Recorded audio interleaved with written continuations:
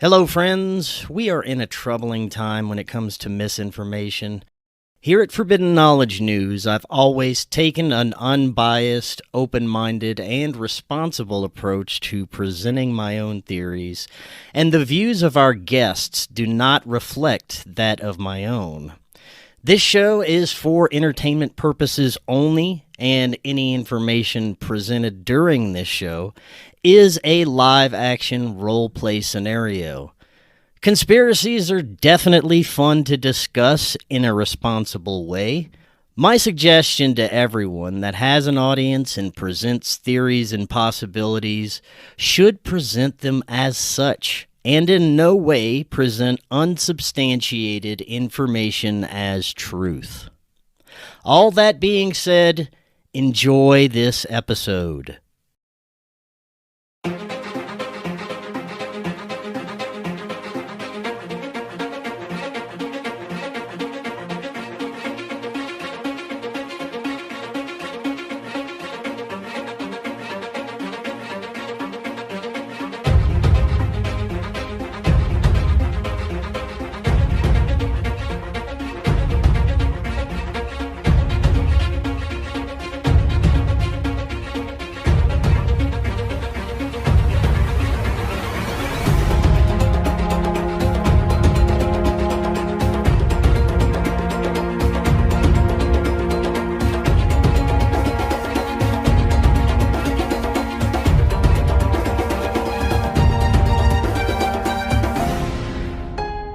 Welcome back to Forbidden Knowledge News. I'm your host, Chris Matthew. Today my guest is Andrew Collins. First, a couple of announcements. Watch the Forbidden documentary Occult Louisiana, available on Tubi and multiple platforms. Get a Rokfin premium membership at rokfin.com/FKN Plus and download our podcast episodes directly through Spreaker.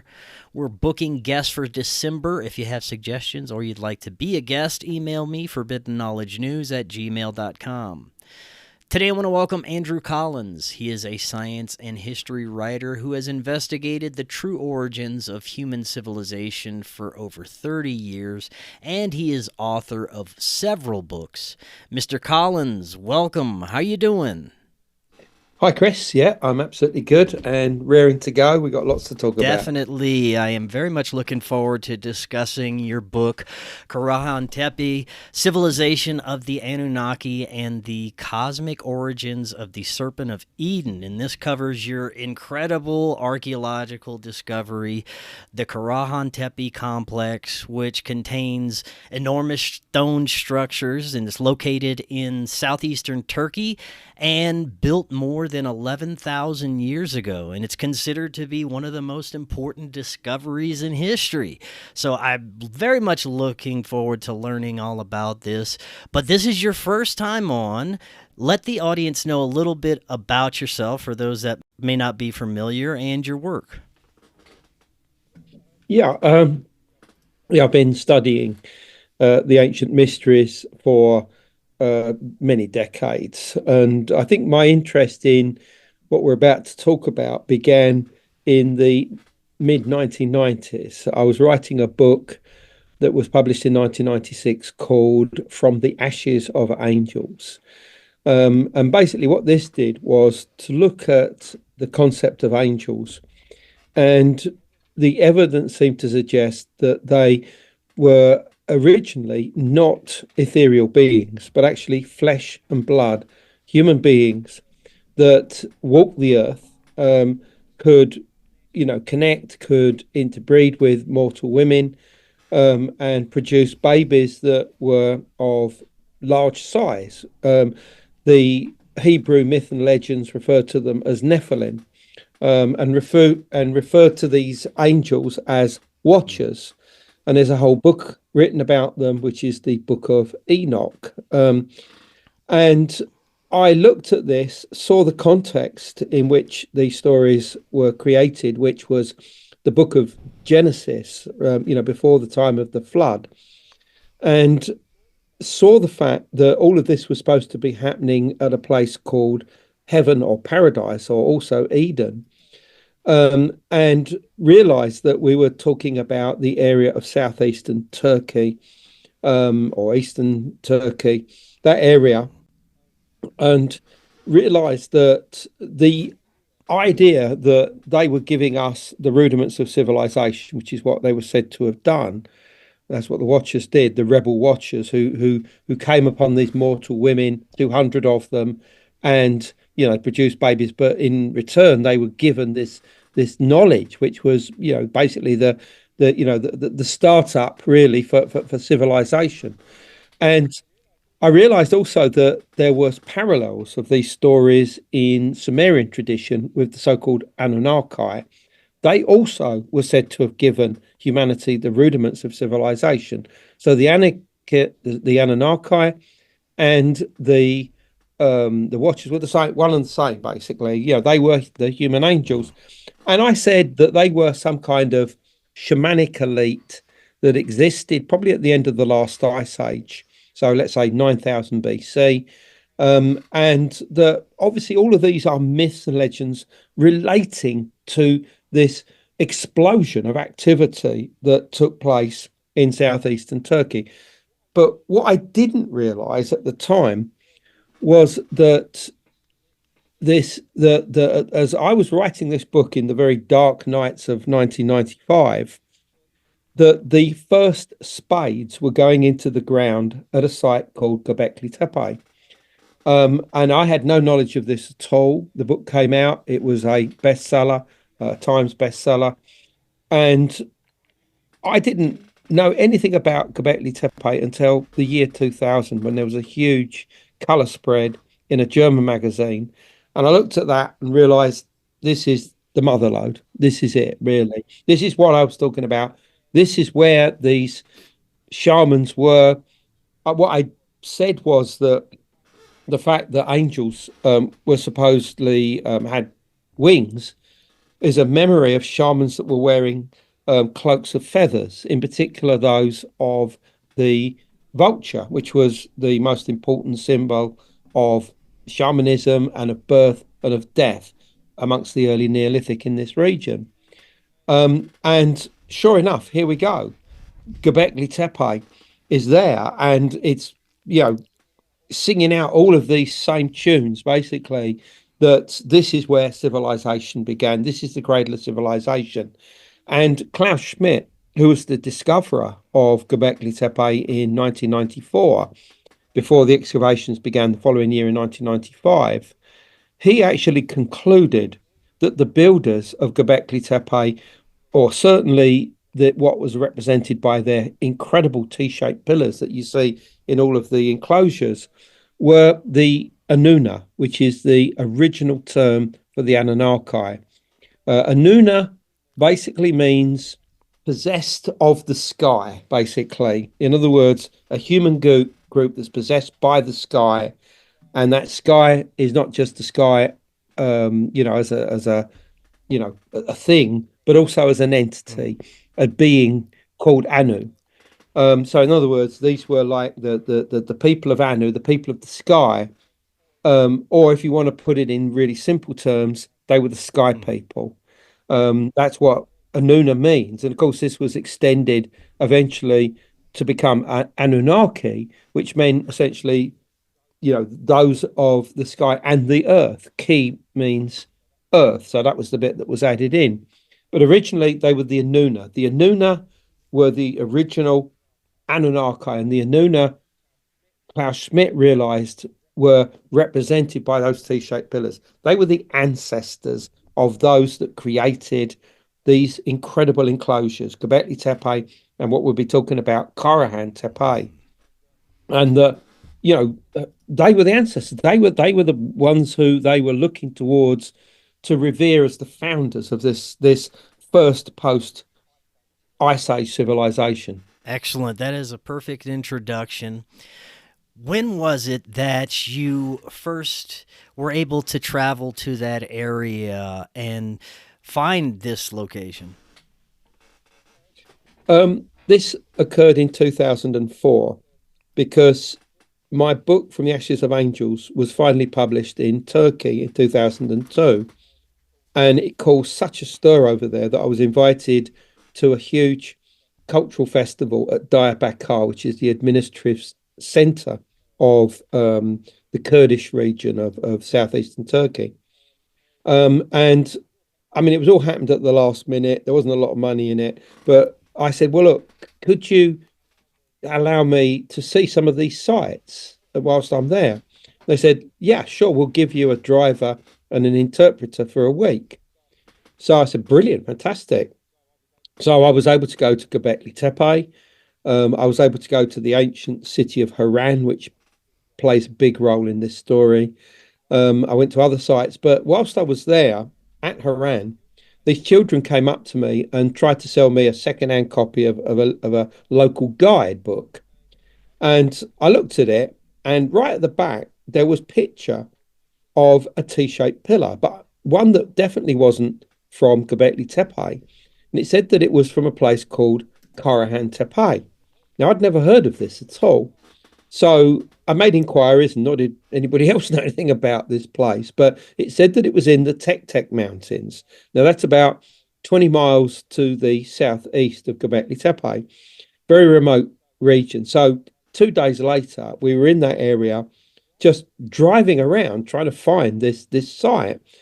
And finally, we saw this a guy in full Arab clothes on a tractor, and we asked him, and he just pointed, and we ended up at this farmhouse, and a lad came out, and our driver and interpreter spoke to him, and he just pointed to this hill towards the south, and we walked towards it, and it was a natural hill made of limestone, and as you got closer, you could start seeing stone tools on the ground. Now, I know from my own knowledge that those tools were at least 10, maybe 11,000 years old.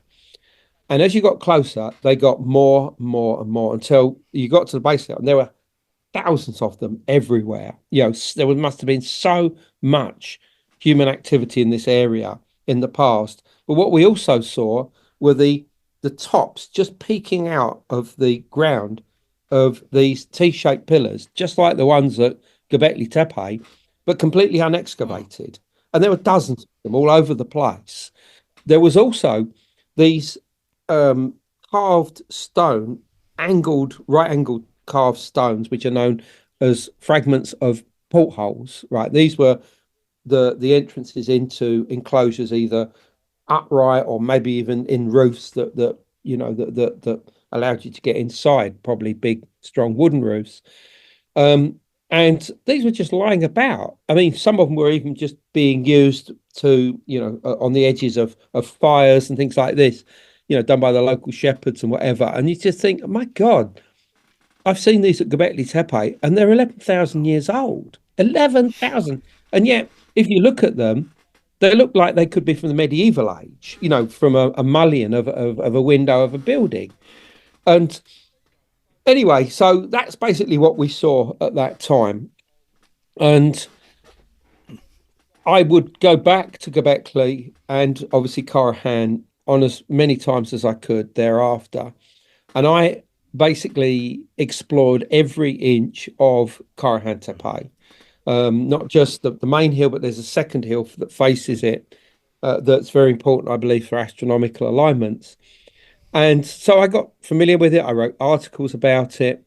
And then in 2018, we heard that it was being surveyed by the University of Istanbul for excavations.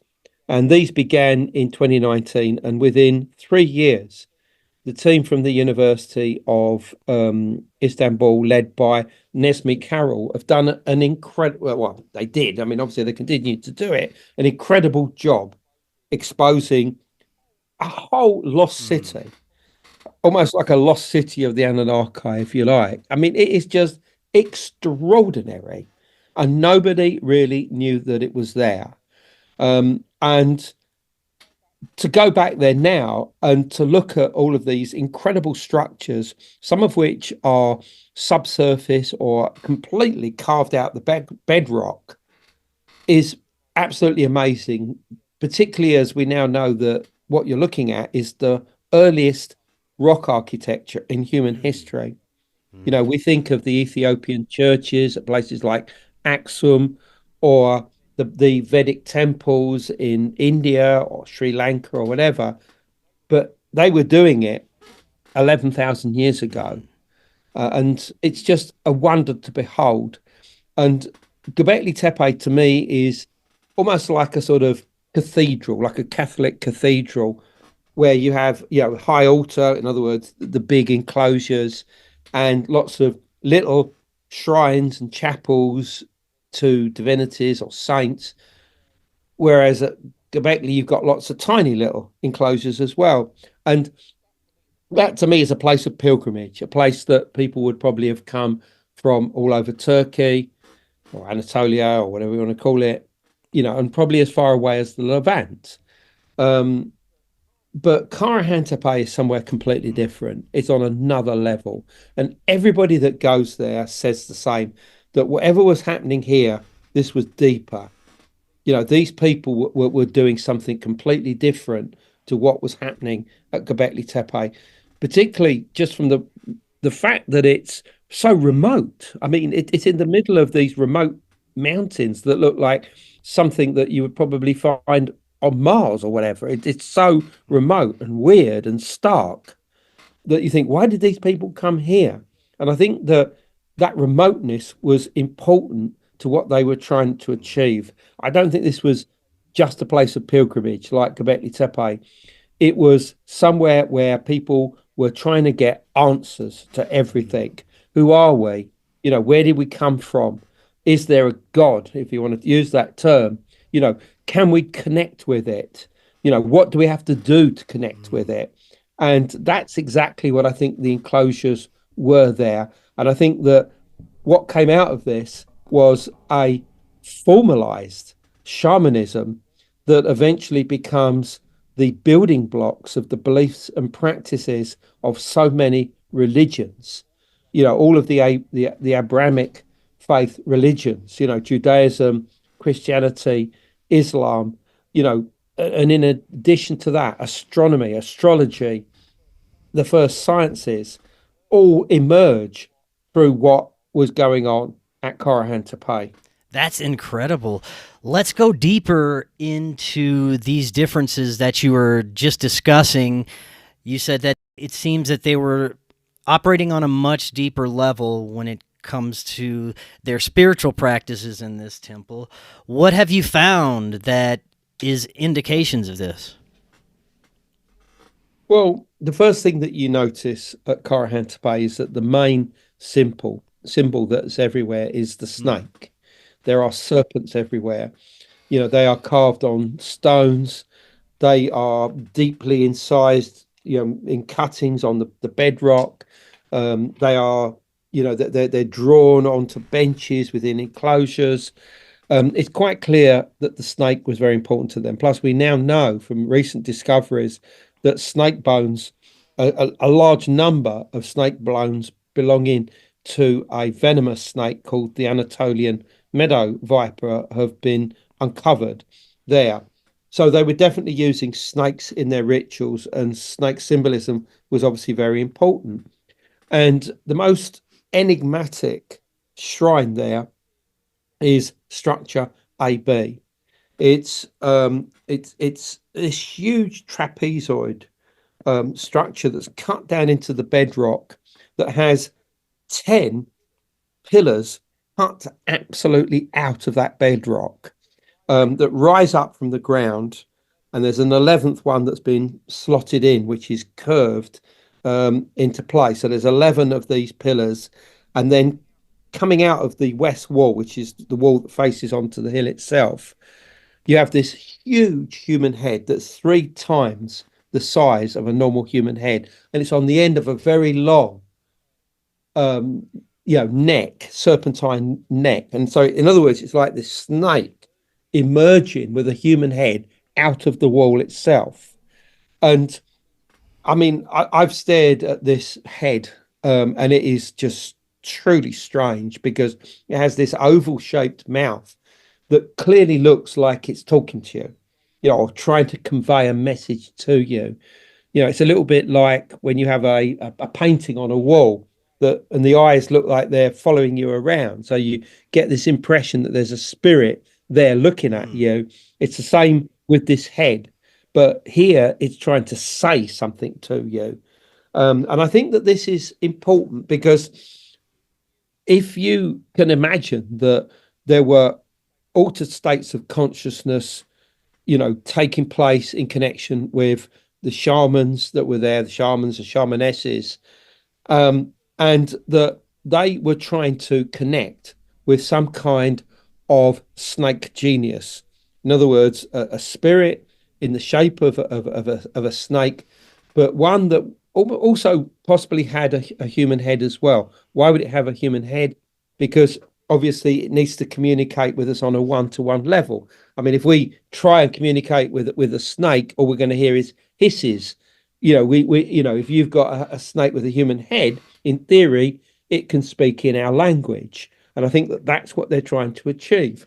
So what is this snake? Well, firstly, I think that one of the shamanic rituals that they were trying to achieve there related to possession, and the idea of the snake actually entering inside a person, possessing them, and the person speaking, information that could be interpreted by attendants and then shared amongst the community. There are cults and practices in this world today where people are possessed by snakes and will then writhe around on the ground. If we want to look for an ancient precedent, you look no further than the Oracle of Delphi, where you had priestesses called Pythia, or the Oracle, who would sit on these tripod chairs, seats, and the vapors of a dead snake would rise up and intoxicate them, coming up from some fissure in the ground, according to the myth. And they would then be possessed by the god Apollo, but not just Apollo, the nice sun god, but Apollo in the form of a snake. And this snake would then possess them, and they would be able to make proclamations. And these would or could change the destiny not only of kings or countries, but also the gods themselves would go to consult the Oracle of Delphi. And I think that you have something similar going on at Karahan Tepe. But again, the question becomes, well, what was this snake that they also were venerating? And for this, you have to start looking at the enclosures, because they seem to be synchronized with the celestial events of the year, in particular the solstices.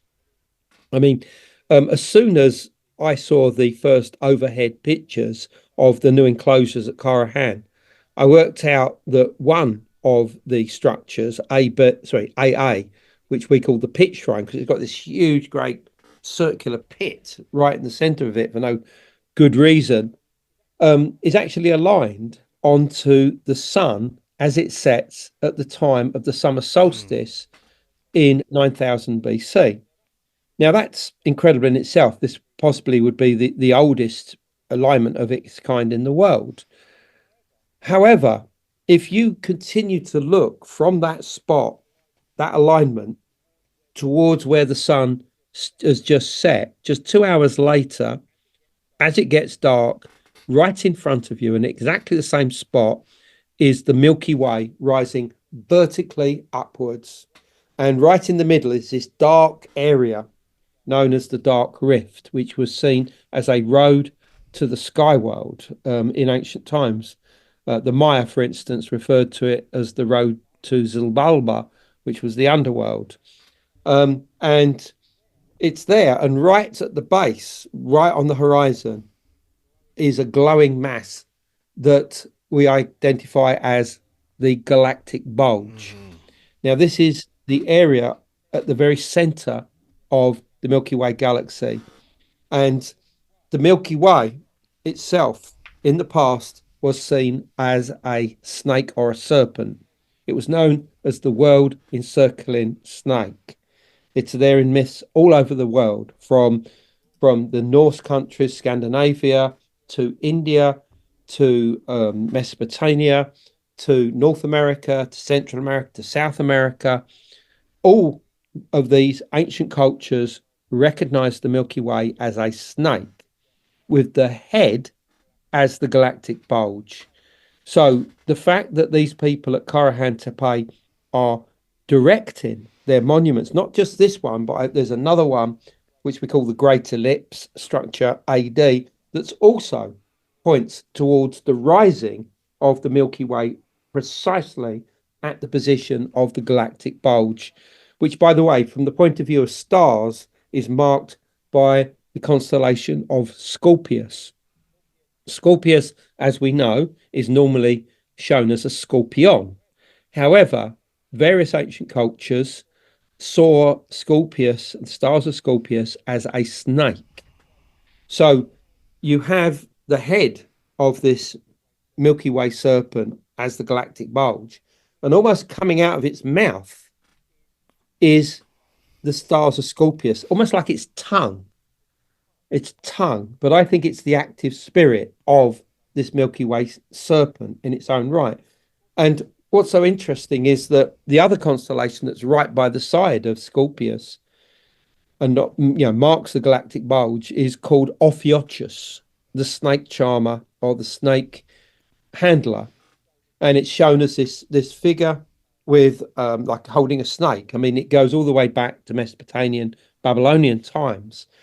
And I think that this is some kind of memory of snake shamans or shamanesses, being able to wield this energy, this snake energy on the ground at places like Karahan Tepe, but their memory is reflected in the stars as this is where we would go in our shamanic flights to connect with this cosmic serpent, and to make contact with them.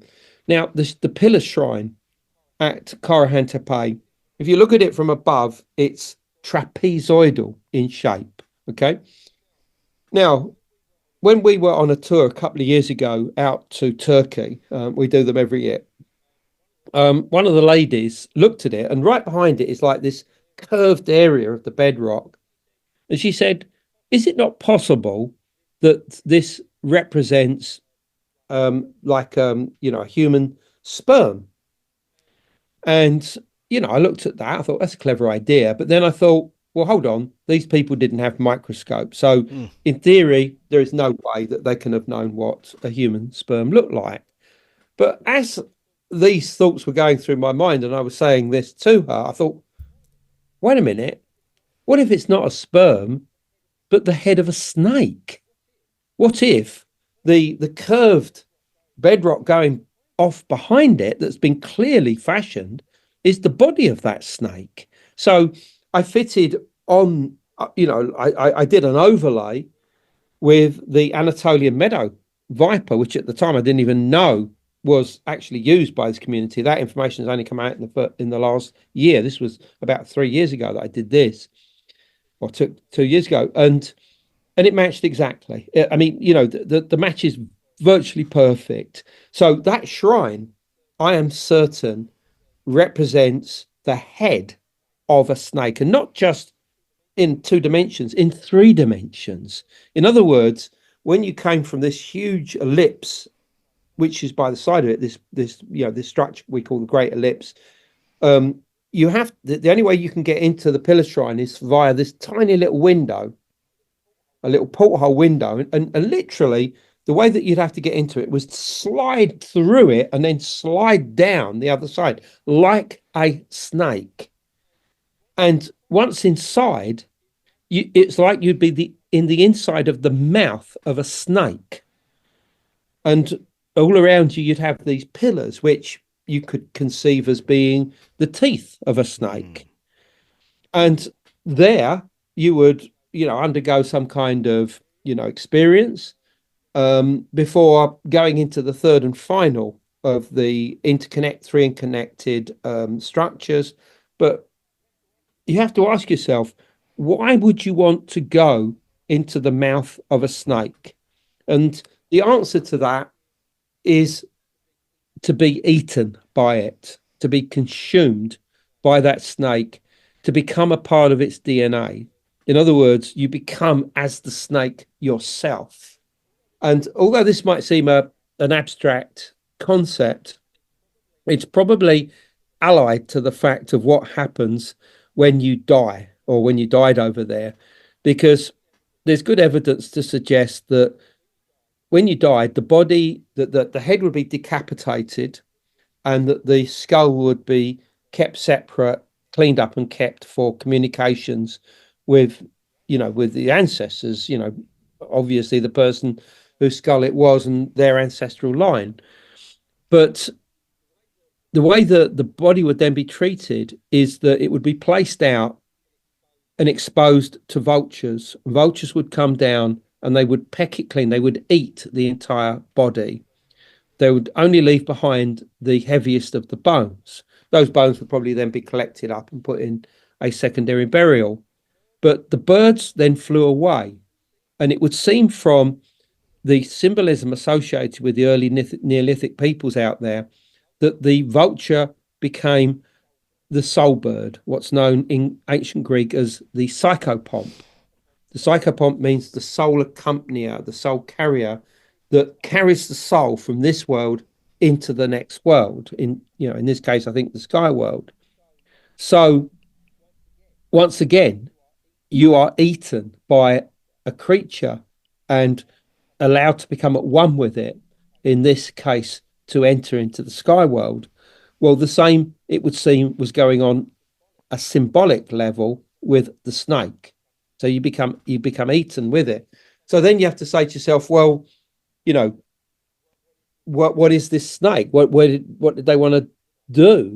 And I think that it was connecting with this cosmic serpent, connecting with the head of the Milky Way serpent, the cosmic serpent. And that's what they were interested in. I mean, they were interested in the head, and that head was where they would attain communication with this, this cosmic entity. And I find it weird that this corresponds exactly to galactic center. That's exactly where galactic center of our own Milky Way galaxy is. And of course, what's there, and it's a huge supermassive black hole called Sagittarius A star. And there are theories now, quite sensible theories that have been proposed, that supermassive black hole is intelligent. It's a being. It's a localized form of God. So is it possible that the people of Karahan Tepe, in their incredibly raw shamanic rituals, creating a sort of Neolithic form of the Oracle of Delphi, were in fact communicating with an entity that we now recognize as a supermassive black hole at the center of our own Milky Way galaxy? That is absolutely fascinating. And I want to learn more a little bit about your understanding of the nature of these beings, the Anunnaki. Earlier, you said that you believe it's most likely they are a shamanic class of elite rulers who are indeed humans, maybe just a little different, maybe what we would consider giants. Tell us a little bit more about these beings. Yeah, well, I mean, obviously, in the back of our minds here is the Zecharia Sitchin idea of Anunnaki being, space beings that came down maybe 250,000 years ago, either created or genetically manipulated the locals so that they would be able to work in mines to take the gold and take it off planet back to Nibiru. Now that's, obviously a lot of people's beliefs these days, and I respect that. However, I was reading the ancient texts relating to the Anunnaki when I did the book From the Ashes of Angels in the mid-1990s, and it became very clear that these builder gods, that's what they're described as, helped humanity to kickstart civilization. They helped us build the first cities. They helped us create irrigation. They gave us the first sheep and grain, according to the story. Now, what does that mean? Well, the sheep is a metaphor for animal husbandry. Grain is clearly a metaphor for the beginning of agriculture. In particular, domesticated wheat, which we know begins for the first time in the region around Karahan Tepe and Göbekli Tepe around 10,500 years ago. So and obviously Klaus Schmidt worked out that the T-pillars, the incredible carved T-pillars, which are anthropomorphic, human-like in nature, with these arms carved around in hands and hems of garments, their heads themselves are the T-shaped terminations, that they represent, the Anunnaki or the Anuna, which, as I said, that's the original name. But, to me, if the Anuna means sky people, for some that could easily mean that they're space beings that came down. But for me, the term sky people or people of the sky means those with knowledge of the sky, those with knowledge of astronomy, astrology, cosmology, cosmogony. In other words, how it all began, how we got to this point. And that obviously involves myths and foundation stories, etc. And who are these people? Where did they come from? Well, it's my belief that they were a shamanic elite that entered into Anatolia from either the north or the east, and that their journey was a long one, and that it had begun as far east as Siberia and Mongolia as much as 30,000 years ago. You can tell this because of a paper trail of stone tools that can be shown to have begun their journey as far east as Siberia and Mongolia at this time, plus the DNA of the peoples of this region is beginning to show that they have ancestry as far east as Siberia and Mongolia. And this was the idea that I first really put down in books like Göbekli Tepe, Genesis of the Gods, Cygnus Key, Denisovan Origins. And now Turkish archaeologists are coming out and saying exactly the same thing, that you can trace through stone tools and DNA the origins of this so-called Tash Tepela culture back all the way to Siberia and Mongolia. Now, that's not to say that they were the ones that built the structures. I don't think they did. I think local people did. And I also think that there was a cosmopolitan culture here, one that involved peoples coming up from the Levant, probably as far south as Egypt, the Levant, including Syria, Lebanon, Palestine, Israel, and Jordan.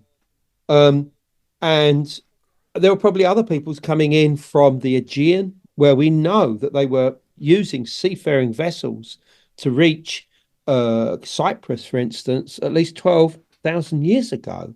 There were seafaring peoples on a regular basis, with boats that could cross, deep seas.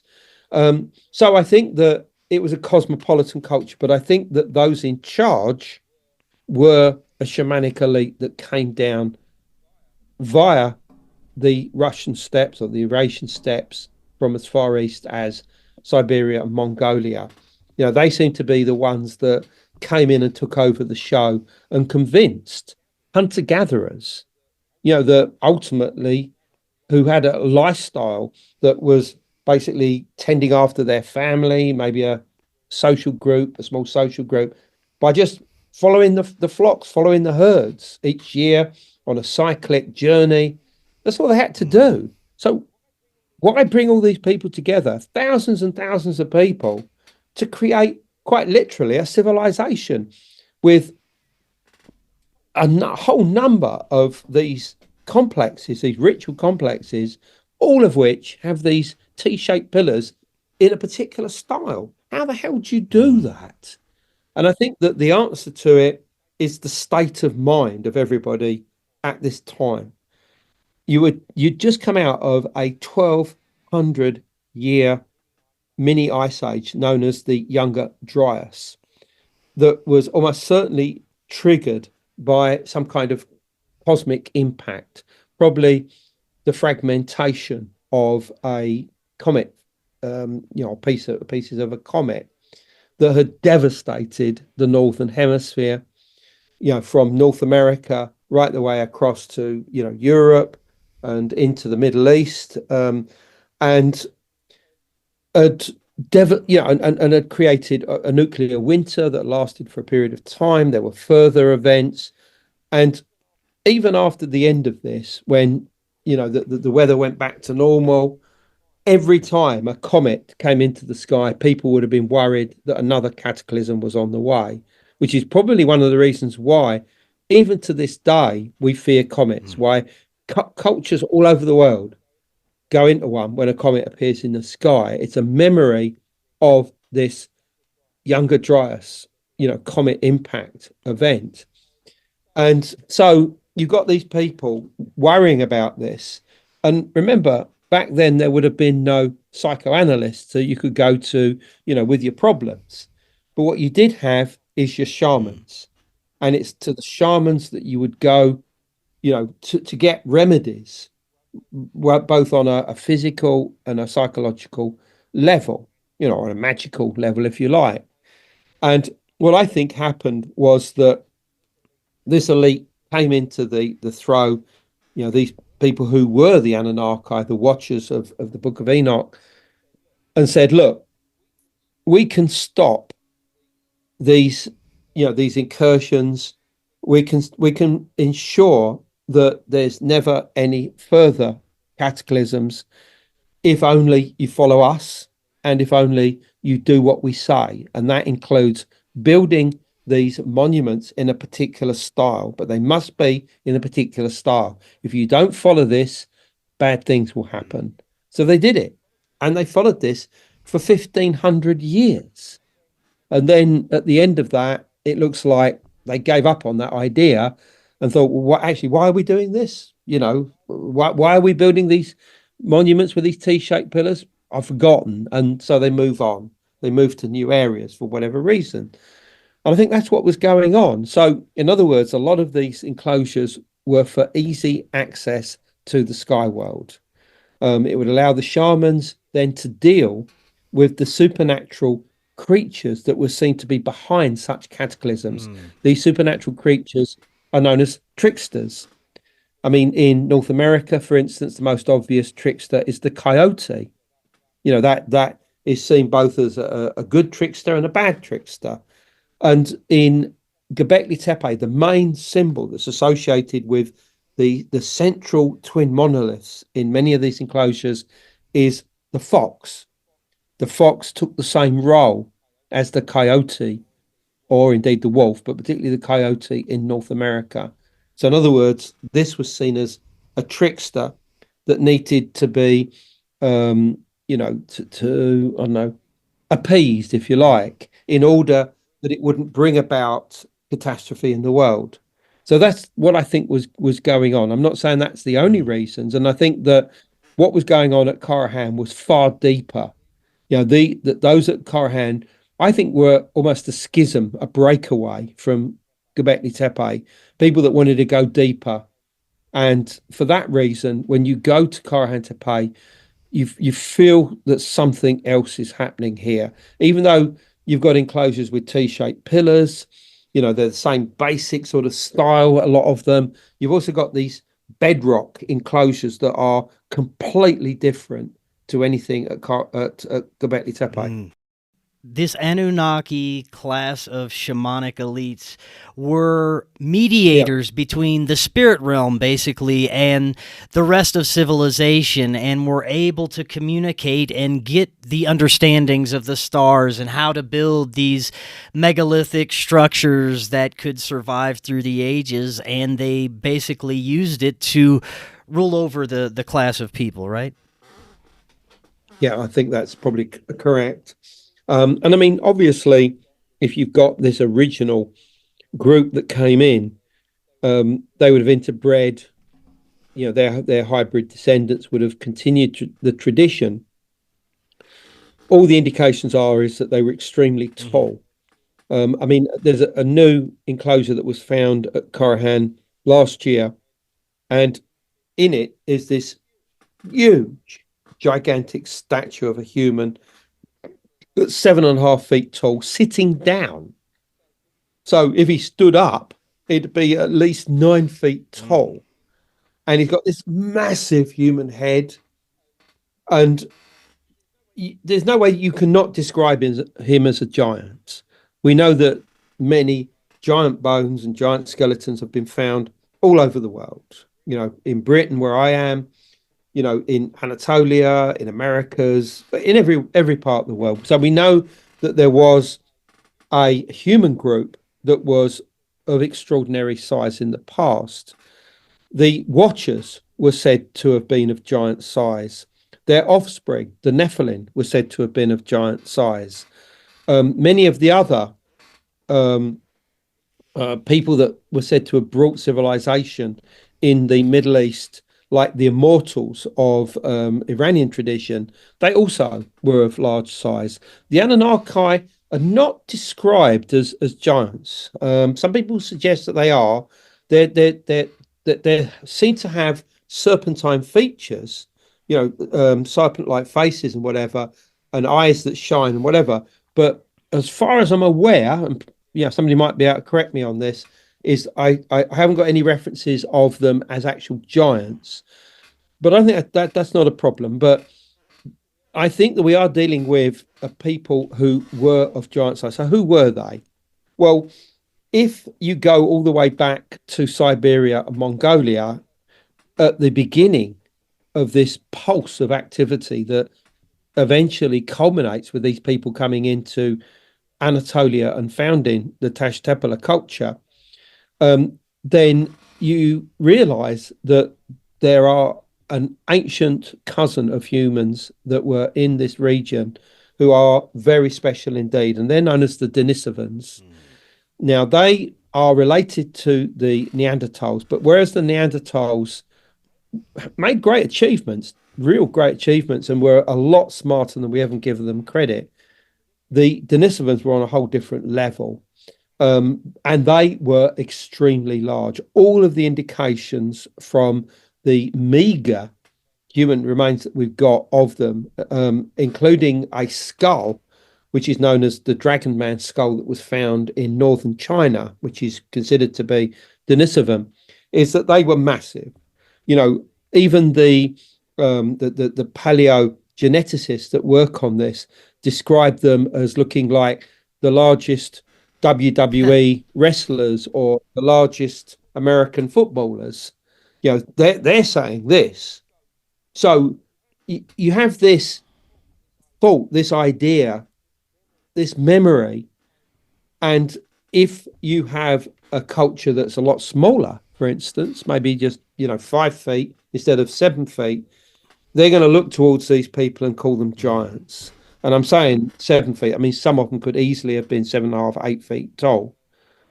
So we are dealing with giants. I think that they were the descendants of the Denisovans. The Denisovans die out probably any time between 45 and 30,000 years ago, almost certainly because we overrun them, but we interbreed with them, so that their legacy continues with us, and they were highly advanced. I mean, just look up the Denisovan bracelet. I mean, it's this incredible polished cut and polished bangle made of a green stone called clariterite, and it has a hole pierced through it, and the scientists have examined that hole and seen that the feed rate is so fast that it's comparable to a modern day drill. Now, this is not to say they had modern day drills, but somehow they found a way of cutting through rock that was so fast that it's comparable to a drill. So they also would seem to have been the first people to have become obsessed with the movement of the sun and the moon and the numerology associated with it. I bring this out in this book, and as I've done in previous books as well. And they also would seem to have had a different mindset to us. All the indications is that they passed on 2 genes to us that today trigger autism. And of course, with autism comes savant-like qualities. You know, the qualities of being able to learn instantaneously and to remember, like, you know, whether it be being able to paint, whether it be able to learn pieces of music instantaneously, whether it be able to calendar count, the idea of, you know, being able to predict what day of the week, you know, December the 9th, 2152 is. And an autistic person would just say Wednesday. It's a Wednesday. I don't know if it is, obviously, but and it would seem that the Denisovans may have had that type of mindset that made them obsessed about creating things in particular ways, using the movement of the sun and the moon to create almost like a regularity in their life, and being able to predict, you know, forwards in time in a way which they use this whole idea of calendar counting, you know, to create eclipse cycles and stuff like that. And this is the idea that I've had, that I put in the books, but some experts on autism say the same thing, that the idea of calendar counting in the modern day, in the past, would have revolved around noting the movements of the sun and the moon. So I think that this is something that's real, and I think that the descendants of those Denisovans end up in Anatolia as the Anunnaki, quite literally, or the Watchers and their offspring, the Nephilim, and they are the ones that kickstart Tash Tepe. By the way, I'll keep using this term. Let me explain. Tash Tepe means in Turkish stony hills or stone hills. The stone relates to their use of stone T-pillars in all of their enclosures. You know, and the fact their enclosures are the walls are lined with stone and their benches are stone. You know, one of arguably the earliest culture ever to do so. And secondly, the hills is the word tepe. And tepe is the occupational mounds on which they built all of their structures. And of course, with each new generation, they build on top of it to create a layer cake of human activity. And we have to dig down into that layer cake to uncover all of these enclosures. So that's why they're called Taş Tepeler. This is the term that the Turkish Ministry of Culture and Tourism, you know, want to push, and the archaeologists are using it as well today. So it's the Taş Tepeler culture. But to me, they are the first post-Ice Age civilization. And I think that's incredibly important. Right on. Going back to the area of Karahan Tepe near Göbekli Tepe, you believe that this may have been what we understand as the Garden of Eden. Is that right? Yeah. I mean, where is the Garden of Eden? Well, it's said to be where the four rivers of paradise take their rise. Now, those four rivers can be fairly easily identified as the Euphrates, the Tigris, the Arxes, which flows from west to east into the Caspian Sea in Iran, and the Greater Zab River, which flows eventually into the Tigris, but was identified as one of the four rivers of paradise by the Syrian church during the very earliest centuries of Christianity. So certainly we know this tradition is old. And all four of these rivers rise in eastern Anatolia, modern day Turkey. So we know roughly where we're talking about. And there are traditions in this region that this was the Garden of Eden. And one of those relates to the city of Şanlıurfa, which was anciently called Urfa, or in the Bible, Edessa. And this was seen, and even to this day, people tell stories that this was the original terrestrial paradise, the original Garden of Eden. And the story that they tell is this, that God created the soul of Adam in heaven, and he placed it down at Shanlerfa. Now, one of the ancient names of Shanlerfa is El Ruha, or Ruha, which means the soul in Aramaic. And this is a reference to the soul of Adam. And from the red earth, which is there, they created Adam, which basically means, the person made of red earth. And from his rib, of course, the story goes that they created Eve and they lived in the Garden of Eden. And then this serpent comes along. Remember, this serpent has arms and legs originally, which I find very interesting. And it's almost certainly a reference to a human being as a serpent. And this serpent says, why don't you eat of that tree over there, which is the tree of the knowledge of good and evil. And they eat of this tree and they realize that they're naked, they lose their innocence. And God turns around and says, who told you to do this? And they point towards the serpent and said, he did. And so the serpent is made to crawl along the earth, his arms and legs being taken away. And Adam and Eve are cast out of Eden, lest they eat of the other tree of the garden, which is the tree of life, and become immortal.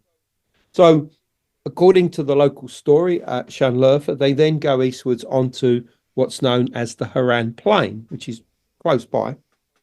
And there they till the land for the first time, the first people to till the land.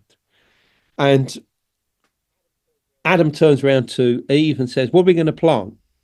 She said, oh, what about this? She said that I brought this out of heaven and it's a stalk of wheat. So they plant this wheat, and the first few years, the yield is very low because obviously it's hard work. They can't get very far. And then a bull turns up and they realize that they can use this bull to plow the land. So they can plow a much bigger area. The yield gets more.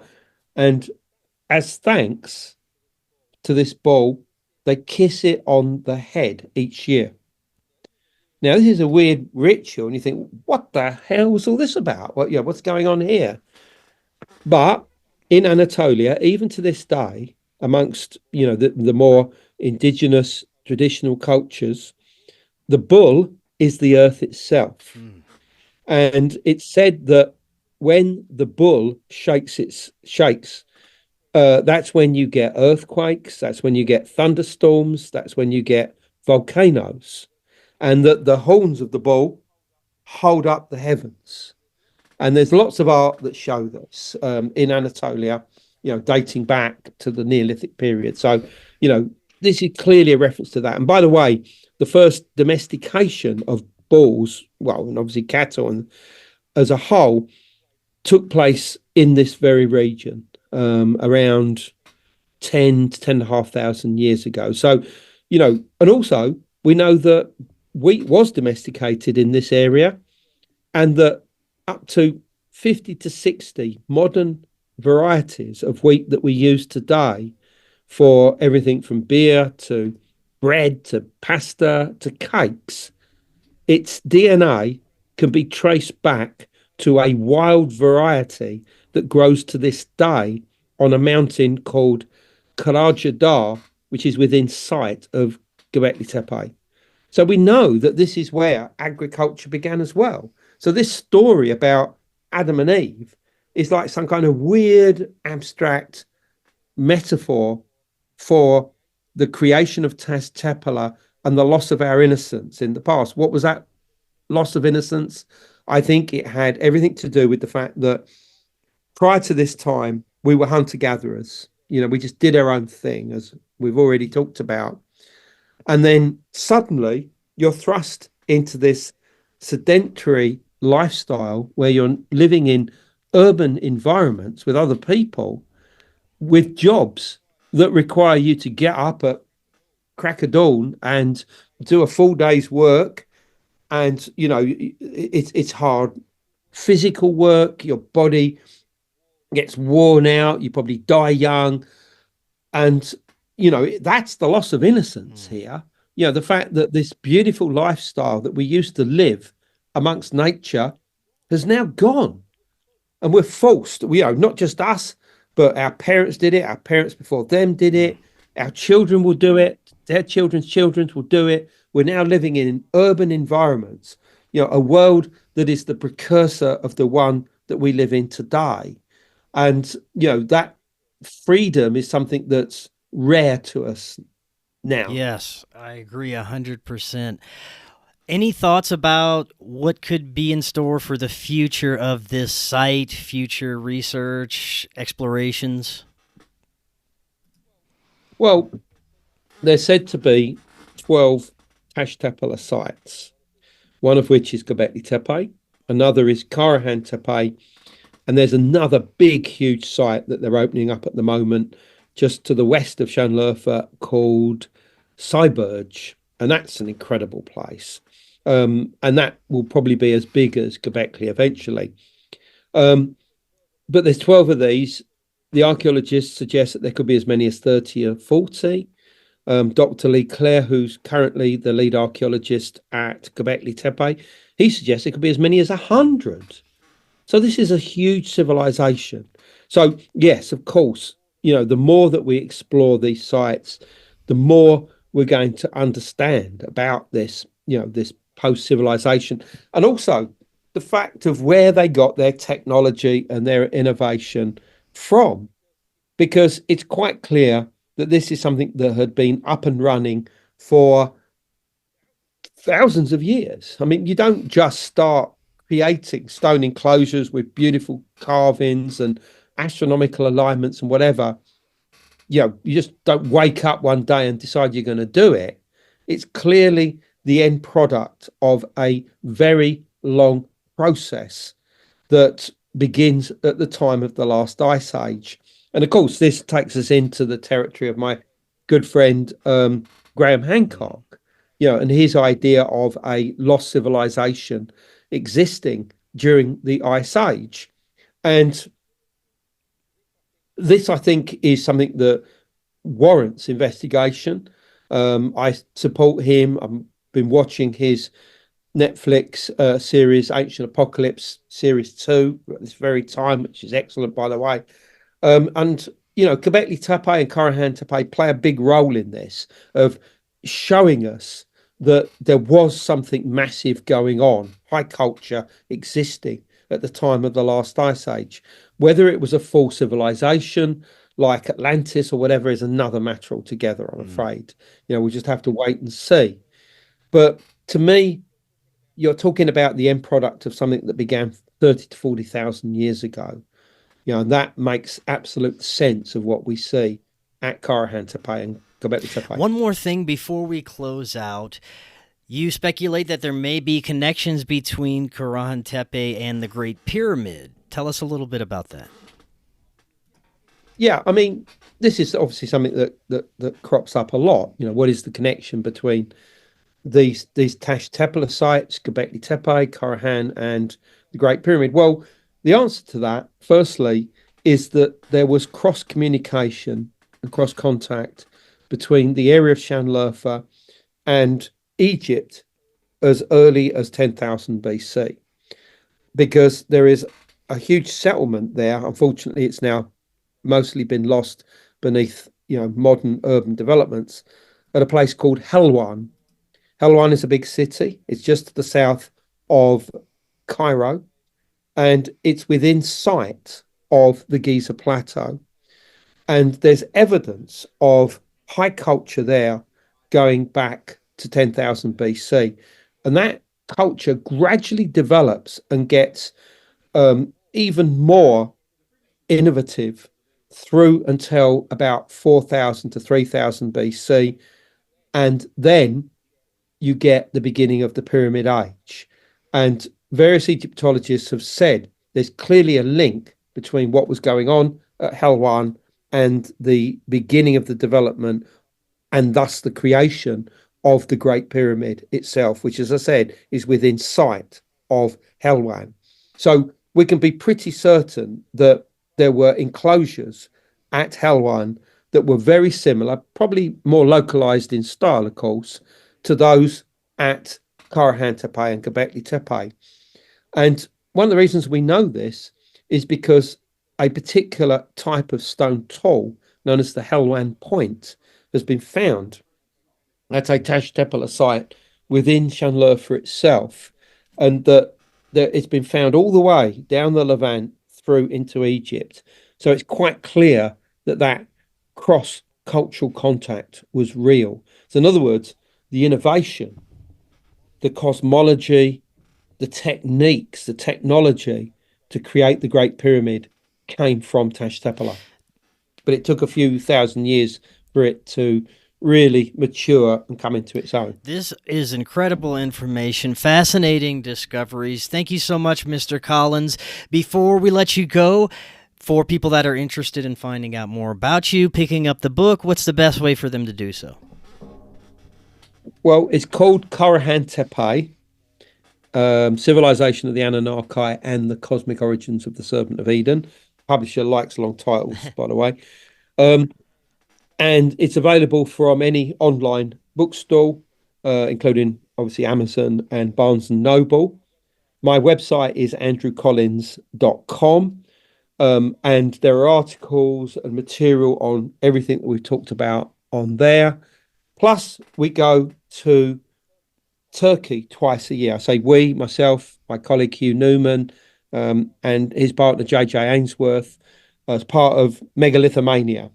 And you should check them out, all of their videos on YouTube, because they cover all of these Tash Tepe sites. And yeah, we go out there twice a year. Yeah, and these are expeditions of discovery. They're not just, holidays, basically, or vacations. We discover stuff out there. Extraordinary stuff occurs. So come with us sometime. We're going out there in May. We'll be going back out there in September 2025 as well. We go to other places as well. We've just announced a Peru, Bolivia, and Easter Island tour for November next year. So maybe some of the viewers might be interested in that as well. So yeah, there's plenty to see. And all of my social media links are on andrewcollins.com. So I look forward to hearing from you. Excellent. Mr. Collins, thank you so much. This is fascinating. I'd definitely love to have you on again in the future. And until next time, everyone, have a wonderful evening. We will be talking again tomorrow. We'll see you then.